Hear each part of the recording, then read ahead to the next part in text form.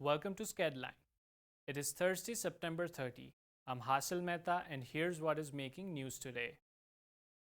Canada marks its first National Day for Truth and Reconciliation. A federal statutory holiday, this day honors the lost children and survivors of residential schools, their families, and communities. The country's first Indigenous Governor General Mary May Simon released a statement. As we strive to acknowledge the horrors of the past, the suffering inflicted on Indigenous peoples, let us all stand side by side with grace and humility and work together to build a better future for all. This day coincides with the Orange Shirt Day observed annually to honor residential school survivors and children who died. Ceremonies and public events are being held across the country. National Day for Truth and Reconciliation is a direct result of Call to Action 80 from the Truth and Reconciliation Commission. Minimum wage in Ontario increases tomorrow by a dime. The basic hourly wage will go up by 10 cents from $14.25 to $14.35. This is just the second since Doug Ford's Conservative government was elected in 2018.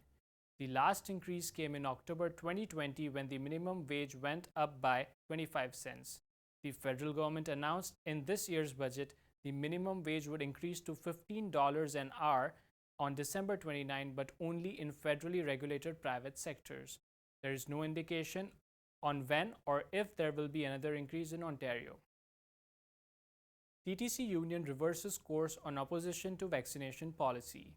ATU Local 113 has now urged its members to disclose their COVID-19 vaccination status to TTC management.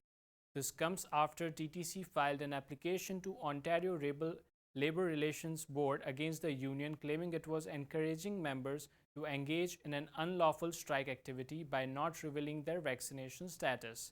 In a statement, Union President Carlos Santos says the TTC heard its message loud and clear, and he is now advising union members to disclose their vaccination status. The TTC's vaccination policy requires employees to disclose their COVID-19 vaccination status by October 6 and be fully vaccinated by October 30. Soon after the announcement, TTC CEO Rick Leary released a statement saying TTC is reviewing the status of its filing with the Ontario Labour Relations Board. That's all from me. Over to Rosanna for health news. Thank you, Hansel. I'm Rosanna Vinoles. Here is today's health news. Prime Minister Justin Trudeau has spoken with Alberta Premier Jason Kenney about the COVID-19 pandemic and the rising number of cases in the province. Trudeau says the federal government is ready to respond to any request from Alberta. This includes the supply of rapid tests and doses of the Janssen vaccine, in addition to the 7 million doses of Moderna vaccines already delivered, and resources from the Canadian Armed Force and the Canadian Red Cross. At the moment, Alberta's death rate is more than 3 times the Canadian rate. Over the last 14 days, the national average of COVID-19 death rate per 100,000 people was 1.2, while in Alberta it was 4.1. Both leaders have talked about the importance of continuing to increase the vaccination rates in Alberta.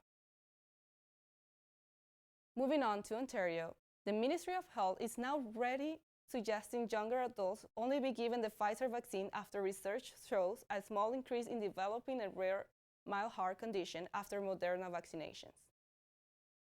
Between June and August, the risk of myocarditis and pericarditis for males aged 18 to 24 after getting the second dose of Moderna was 1 in 5,000. However, for those who received the Pfizer vaccine, the rate was 1 in 28,000. The province says this side effect is still rare, and the majority of cases are considered mild. The Ministry of Health says those in that age group will still be able to receive the Moderna vaccine with informed consent. That's it for today's health news. I'm Rosanna Vinoles, and now let's see what Josh has for entertainment. Thanks, Rosanna. I'm Josh Welsh, and here's what is making news and entertainment. Britney Spears says she's on cloud 9 after a Los Angeles judge suspended her father's conservatorship until November. The decision comes months after the 39-year-old pop star pleaded in dramatic court hearings for her father's removal. Spears' father, James, has controlled her life and money for 13 years. The suspension begins the ending of an arrangement the judge said reflected a toxic environment. The conservatorship started in 2008 when the singer began to have public mental health struggles. It has been reported security staff working for Spears' father bugged her phone and bedroom, recording conversations with close family members and friends. The next court hearing is November 12th, when it is expected the judge will end the conservatorship. And Daniel Craig's final Bond movie has finally hit its red carpet premiere after an 18-month-long delay. No Time to Die is the 25th film in the James Bond franchise and the fifth and final film with Craig as 007.